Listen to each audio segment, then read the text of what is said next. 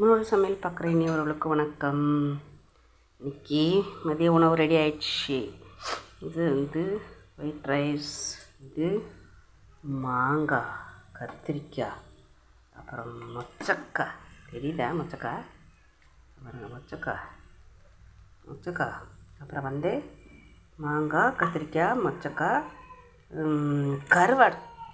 கருவாடை மண்டையாக போட்டு வச்சுருக்கேன். கருவாட்டு மண்டை போட்டு கொஞ்சம் கருவாடை போட்டு கருவாட்டு குழம்பு புளி கரைச்சி ஊற்றி கொஞ்சமாக தேங்காய் அரைச்சி ஊற்றி வச்சுருக்கேன். அதாவது காரக்குழம்பு வைக்கிற மாதிரியே வச்சு அதில் கருவாடை போட்டிருக்கேன்.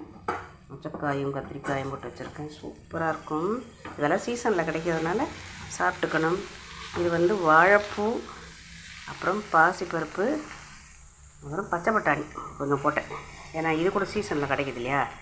எந்த பொரியல் செஞ்சாலும் வறுவல் செஞ்சாலும் அதில் கொஞ்சம் சேர்த்து சாப்பிட எனக்கு பச்சை பட்டாணி ரொம்ப பிடிக்கும். மொச்சக்காயும் பிடிக்கும்.